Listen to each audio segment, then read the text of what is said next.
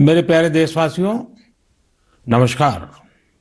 जब मैं मन की बात करता हूं तो ऐसा लगता है जैसे आपके बीच आपके परिवार के सदस्य के रूप में उपस्थित हूं। हमारी छोटी छोटी बातें जो एक दूसरे को कुछ सिखा जाए, जीवन के खट्टे मीठे अनुभव जो जी भर के जीने की प्रेरणा बन जाए, बस यही तो है मन की बात। आज 2021 की जनवरी का आखिरी दिन है। क्या आप भी मेरी तरह ये सोच रहे हैं कि अभी कुछ ही दिन पहले तो 2021 शुरू हुआ था?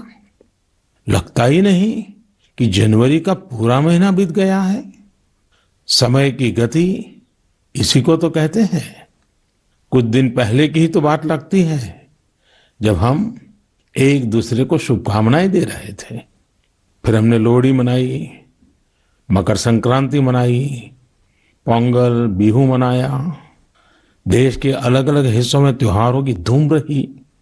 23 जनवरी को हमने नेताजी सुभाष चंद्र बोस के जन्मदिन को पराक्रम दिवस के तौर पर मनाया और 26 जनवरी को गणतंत्र दिवस की शानदार परेड भी देखी।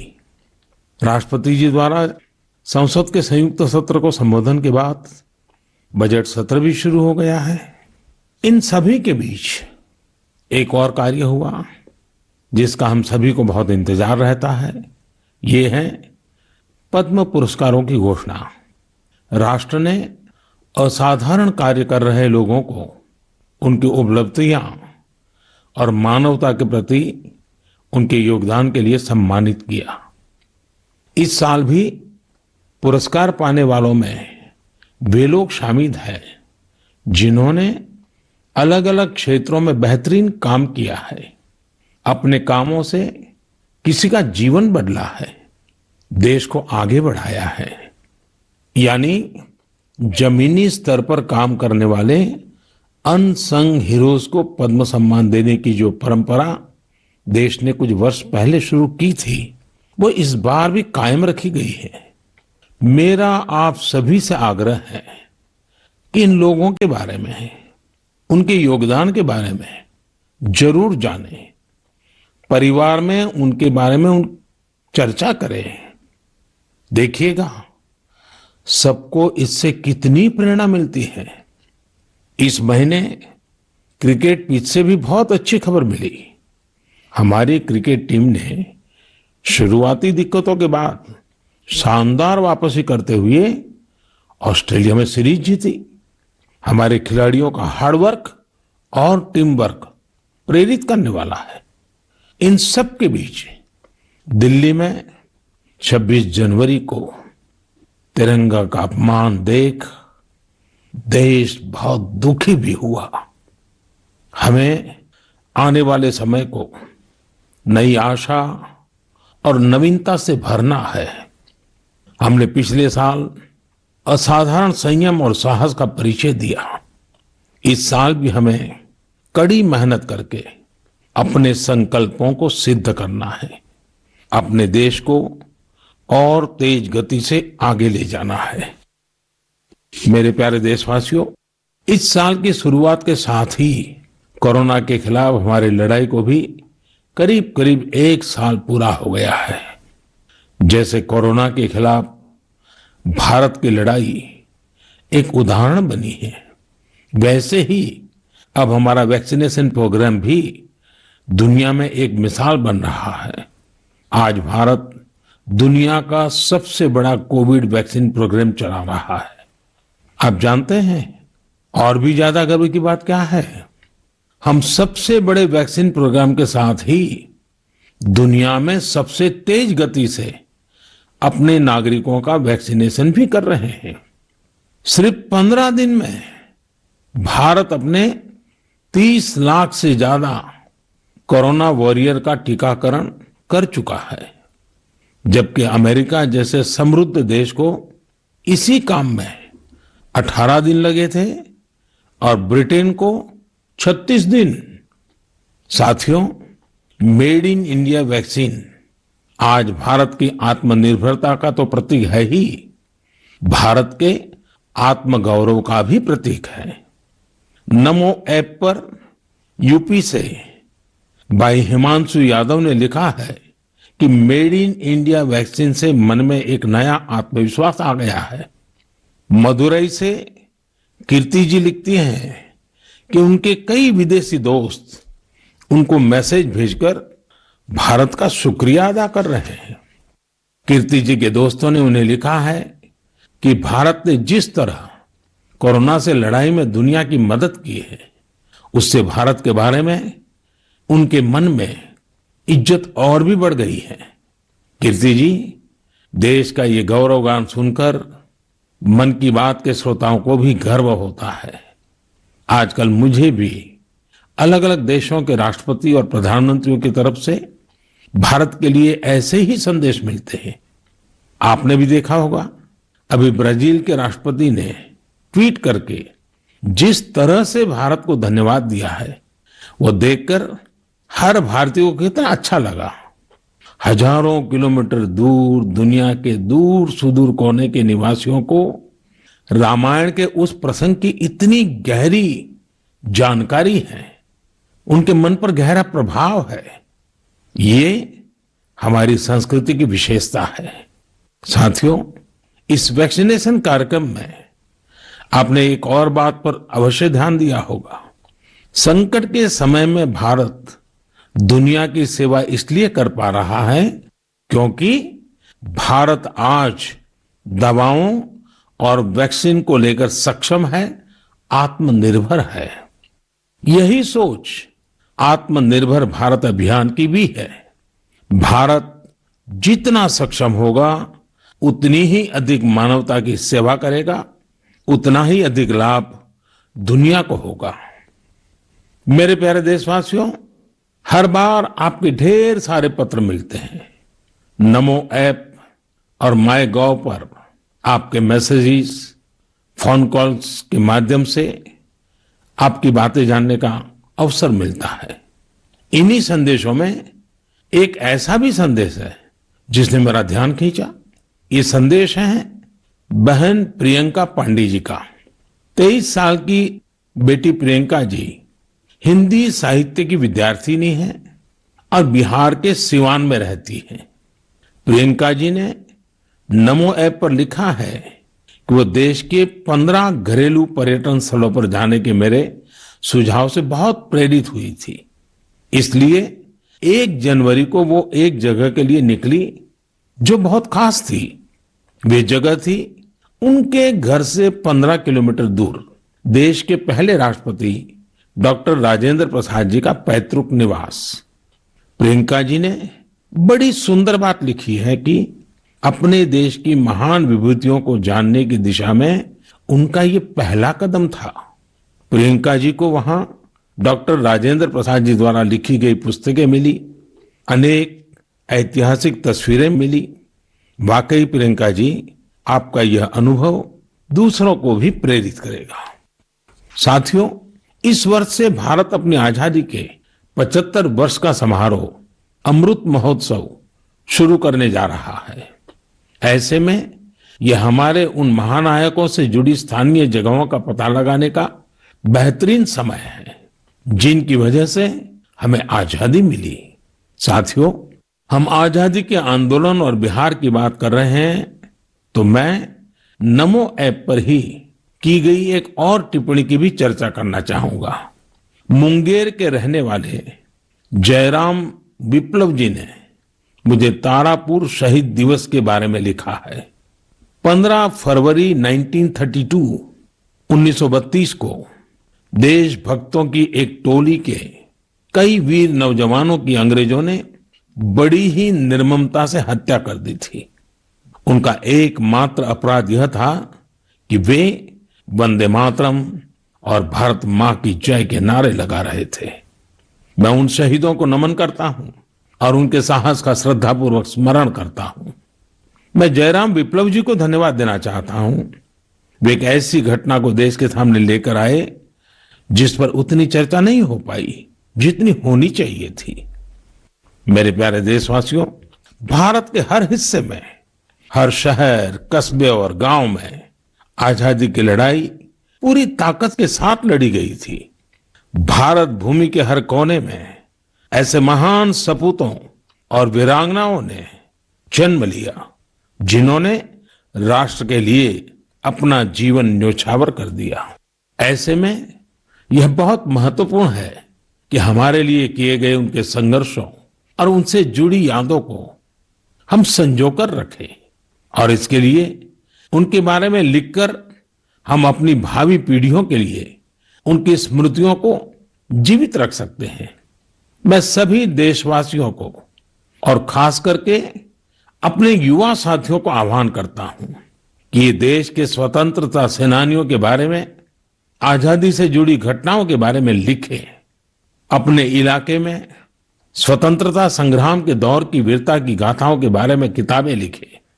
अब जबकि भारत अपनी आजादी के 75 वर्ष मनाएगा, तो आपका लेखन आजादी के नायकों के प्रति उत्तम श्रद्धांजलि होगी। यंग राइटर्स के लिए इंडिया 75 के निमित्त एक इनिशिएटिव शुरू किया जा रहा है। इससे सभी राज्यों और भाषाओं के युवा लेखकों को प्रोत्साहन मिलेगा। देश में बड़ी संख्या में ऐसे विषयों पर लिखने वाले राइटर्स तैयार होंगे जिनका भारतीय विरासत और संस्कृति पर गहन अध्ययन होगा। हमें ऐसी उभरती प्रतिभाओं की पूरी मदद करनी है। इससे भविष्य की दिशा निर्धारित करने वाले थॉट लीडर्स का एक वर्ग भी तैयार होगा। मैं अपने युवा मित्रों को इस पहल का हिस्सा बनने और अपने साहित्यिक कौशल का अधिक से अधिक उपयोग करने के लिए आमंत्रित करता हूं। इससे जुड़ी जानकारियां शिक्षा मंत्रालय की वेबसाइट से प्राप्त कर सकते हैं। मेरे प्यारे देशवासियों, मन की बात में श्रोताओं को क्या पसंद आता है ये आप ही बेहतर जानते हैं, लेकिन मुझे मन की बात में सबसे अच्छा ये लगता है कि मुझे बहुत कुछ जानने, सीखने और पढ़ने को मिलता है। एक प्रकार से परोक्ष रूप से आप सबसे जुड़ने का अवसर मिलता है। किसी का प्रयास, किसी का जज्बा, किसी का देश के लिए कुछ कर गुजर जाने का जुनून, यह सब मुझे बहुत प्रेरित करते हैं, ऊर्जा से भर देते हैं। हैदराबाद के बोयिनपल्ली में एक स्थानीय सब्जी मंडी किस तरह अपने दायित्व को निभा रही है, ये पढ़कर भी मुझे बहुत अच्छा लगा। हम सब ने देखा है कि सब्जी मंडियां में अनेक वजहों से काफी सब्जी खराब हो जाती हैं। ये सब्जी इधर उधर फैलती हैं, गंदगी भी फैलाती हैं। लेकिन बोयिनपल्ली की सब्जी मंडी ने तय किया कि हर रोज बचने वाली इन सब्जियों को ऐसे ही फेंका नहीं जाएगा। सब्जी मंडी से जुड़े लोगों ने तय किया इससे बिजली बनाई जाएगी। बेकार हुई सब्जियों से बिजली बनाने के बारे में शायद ही आपने कभी सुना हो। यही तो इनोवेशन की ताकत है। आज बोयिनपल्ली की मंडी में पहले जो वेस्ट था, आज उसी से वेल्थ क्रिएट हो रही है। यही तो कचरे से कंचन बनाने की यात्रा है। वहां हर दिन करीब 10 टन वेस्ट निकलता है। इसे एक प्लांट में इकट्ठा कर लिया जाता है। प्लांट के अंदर इस वेस्ट से हर दिन 500 यूनिट बिजली बनती है और करीब 30 किलो बायोफ्यूल भी बनता है। इस बिजली से ही सब्जी मंडी में रोशनी होती है और जो बायोफ्यूल बनता है उससे मंडी की कैंटीन में खाना बनाया जाता है ना कमाल का प्रयास। ऐसा ही एक कमाल हरियाणा के पंचकुला की बड़ौद ग्राम पंचायत ने भी करके दिखाया है। इस पंचायत के क्षेत्र में पानी की निकासी की समस्या थी। इस वजह से गंदा पानी इधर उधर फैल रहा था, बीमारी फैलाता था। लेकिन बड़ौद के लोगों ने तय किया इस वाटर वेस्ट से भी वेल्थ क्रिएट करेंगे। ग्राम पंचायत ने पूरे गांव से आने वाले गंदे पानी को एक जगह इकट्ठा करके फिल्टर करना शुरू किया और फिल्टर किया हुआ ये पानी अब गांव के किसान खेतों में सिंचाई के लिए इस्तेमाल कर रहे हैं। यानी प्रदूषण, गंदगी और बीमारियों से छुटकारा भी और खेतों में सिंचाई भी। साथियों, पर्यावरण की रक्षा से कैसे आमदनी के रास्ते भी खुलते हैं, इसका एक उदाहरण अरुणाचल प्रदेश के तवांग में भी देखने को मिला। अरुणाचल प्रदेश के इस पहाड़ी इलाके में सदियों से मोन शुगु नाम का एक पेपर बनाया जाता है। ये कागज यहाँ के स्थानीय शुगु शेंग नाम के एक पौधे की छाल से बनाते हैं। इसलिए इस कागज को बनाने के लिए पेड़ों को नहीं काटना पड़ता है। इसके अलावा इसे बनाने में किसी केमिकल का इस्तेमाल भी नहीं होता है। यानी ये कागज पर्यावरण के लिए भी सुरक्षित है और स्वास्थ्य के लिए भी। एक वो भी समय था जब इस कागज का निर्यात होता था, लेकिन जब आधुनिक तकनीक से बड़ी मात्रा में कागज बनने लगे तो ये स्थानीय कला बंद होने की कगार पर पहुंच गई। अब एक स्थानीय सामाजिक कार्यकर्ता नोम्बू ने इस कला को पुनर्जीवित करने का प्रयास किया है। इससे यहाँ के आदिवासी भाई बहनों को रोजगार भी मिल रहा है। मैंने एक और खबर केरल की देखी है जो हम सभी को अपने दायित्वों का एहसास कराती है। केरल के कोट्टयम में एक दिव्यांग बुजुर्ग हैं एनएस राजप्पन साहब। राजप्पन जी पैरालिसिस के कारण चलने में असमर्थ हैं, लेकिन इससे स्वच्छता के प्रति उनके समर्पण में कोई कमी नहीं आई है। वो पिछले कई सालों से नाव से वेम्बनाड झील में जाते हैं और झील में फेंकी गई प्लास्टिक की बोतलें बाहर निकाल करके ले आते हैं। सोचिए, राजप्पन जी की सोच कितनी ऊंची है। हमें भी राजप्पन जी से प्रेरणा लेकर स्वच्छता के लिए जहां संभव हो अपना योगदान देना चाहिए। मेरे प्यारे देशवासियों, कुछ दिन पहले आपने देखा होगा अमेरिका के सैन फ्रांसिस्को से बंगलुरु के लिए एक नॉन स्टॉप फ्लाइट की कमान भारत की 4 विमेन पायलट्स ने संभाली। 10,000 किलोमीटर से भी ज्यादा लंबा सफर तय करके ये फ्लाइट 225 से अधिक यात्रियों को भारत लेकर आई। आपने इस बार 26 जनवरी की परेड में भी गौर किया होगा, जहां भारतीय वायुसेना की 2 विमेन ऑफिसर्स ने नया इतिहास रच दिया है। क्षेत्र कोई भी हो, देश की महिलाओं की भागीदारी लगातार बढ़ रही है। लेकिन अक्सर हम देखते हैं कि देश के गांवों में हो रहे इसी तरह के बदलाव की उतनी चर्चा नहीं हो पाती। इसलिए जब मैंने एक खबर मध्य प्रदेश के जबलपुर की देखी तो मुझे लगा कि इसका जिक्र तो मुझे मन की बात में जरूर करना चाहिए। ये खबर बहुत प्रेरणा देने वाली है। जबलपुर के चिचगांव में कुछ आदिवासी महिलाएं एक राइस मिल में दिहाड़ी पर काम करती थी। कोरोना वैश्विक महामारी ने जिस तरह दुनिया के हर व्यक्ति को प्रभावित किया, उसी तरह ये महिलाएं भी प्रभावित हुई। उनकी राइस मिल में काम रुक गया। स्वाभाविक है कि इससे आमदनी की भी दिक्कत आने लगी, लेकिन ये निराश नहीं हुई। इन्होंने हार नहीं मानी। इन्होंने तय किया कि ये साथ मिलकर अपनी खुद की राइस मिल शुरू करेगी। जिस मिल में ये काम करती थी वो अपनी मशीन भी बेचना चाहती थी। इनमें से मीना रहंगडाले जी ने सब महिलाओं को जोड़कर स्वयं सहायता समूह बनाया और सबने अपनी बचाई हुई पूंजी से पैसा जुटाया। जो पैसा कम पड़ा उसके लिए आजीविका मिशन के तहत बैंक। नमस्कार, मैं हूं मानक गुप्ता। अगर आपको हमारा ये वीडियो पसंद आया हो तो इसे लाइक और शेयर जरूर करें, और हां, हमें सब्सक्राइब और फॉलो करना ना भूलें ताकि आप देश और दुनिया की कोई खबर मिस ना करें। तो जुड़े रहिए हमारे साथ और देखते रहिए न्यूज़ 24।